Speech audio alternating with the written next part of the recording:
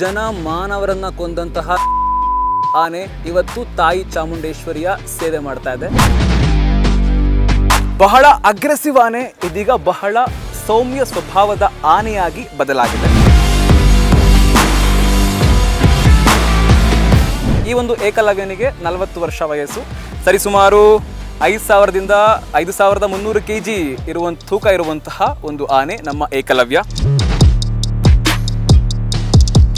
ಈಗ ನಾನಿರುವಂತಹ ಆನೆ very sharp, very intelligent, ಹಾಗೆಯೇ 3 ಜನ ಮಾನವರನ್ನ ಕೊಂದಂತಹ ಆನೆ ಇವತ್ತು ತಾಯಿ ಚಾಮುಂಡೇಶ್ವರಿಯ ಸೇವೆ ಮಾಡ್ತಾ ಇದೆ. ಆ ಆನೆ ನಮ್ಮ ಏಕಲವ್ಯ. ಎಸ್, ನಾನಿದ್ದೀನಿ ಏಕಲವ್ಯ ಆನೆಯ ಮುಂಭಾಗದಲ್ಲಿ.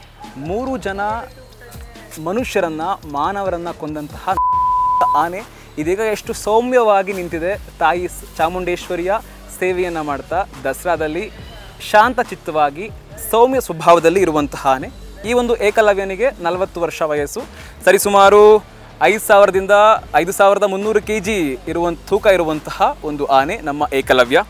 ಮತ್ತಿಗೋಡು ಆನೆ ಶಿಬಿರದಲ್ಲಿ ಈತ ಇರ್ತಾನೆ. ಬಹಳ ಅಗ್ರೆಸಿವ್ ಆನೆ ಇದೀಗ ಬಹಳ ಸೌಮ್ಯ ಸ್ವಭಾವದ ಆನೆಯಾಗಿ ಬದಲಾಗಿದೆ. ಇದಕ್ಕೆ ರೀಸನ್ ಏನಪ್ಪಾ ಅಂದ್ರೆ ನಮ್ಮ ಸಂಸ್ಕೃತಿ, ನಮ್ಮ ಪರಂಪರೆ, ನಮ್ಮ ದಸರಾಗಿರುವಂತಹ ಶಕ್ತಿ ಅಂತಾನೆ ಹೇಳ್ಬೋದು. ಬಿಕಾಸ್ ಅಷ್ಟು ಅಗ್ರೆಸಿವ್ ಆನೆ ಇವತ್ತು ಶಾಂತ ಸ್ವಭಾವಕ್ಕೆ ಬದಲಾಗಿದೆ. ದಸರಾದಲ್ಲಿ ಭಾಗಿಯಾಗಿದ್ದಾನೆ ಅಂದರೆ ಆತನಿಗೂ ಕೂಡ ದಸರಾದಲ್ಲಿ ಋಣ ಇದೆ ಅಂತಾನೆ ಹೇಳ್ಬೋದು.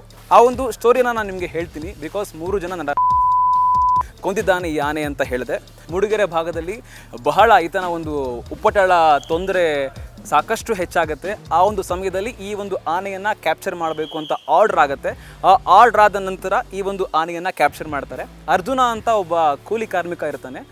ರಸ್ತೆಯ ಮಧ್ಯೆ ಅರ್ಜುನನ್ನು, ಆ ಒಂದು ಕೂಲಿ ಕಾರ್ಮಿಕನನ್ನು ಸಾಯಿಸಿ ಕಾಡಿಗೆ ಹೋಗಿ ಮತ್ತೆ ಆ ಒಂದು ರಸ್ತೆ ಅಂದರೆ ಎಲ್ಲಿ ಸಾಯಿಸಿರುತ್ತೋ ಆ ರಸ್ತೆಗೆ ಒಂದು ಗೀಳಿಡ್ತಾನೆ. ಅಂದರೆ ಅಷ್ಟು ಅಗ್ರೆಸಿವ್, ಮನುಷ್ಯರ ವಾಸನೆ ಕಂಡ್ರೆ ಆಗದಂತಹ ಆನೆ ಈ ಒಂದು ಏಕಲವ್ಯ. ಅಂದರೆ ಹಿಂದಿನ ಕಥೆ ಹೇಳ್ತಾ ಇರೋದು. ಅಷ್ಟೊಂದು ಕೋಪ, ಅಷ್ಟೊಂದು ಅಗ್ರೆಸಿವ್ ಇರುವಂತಹ ಆನೆ ಇವತ್ತು ನಮ್ಮ ದಸರಾದಲ್ಲಿ ಶಾಂತ ಸ್ವಭಾವದಲ್ಲಿ ನಿಂತಿದ್ದಾನೆ. ನೋಡಿ ನಮ್ಮ ಏಕಲವ್ಯ.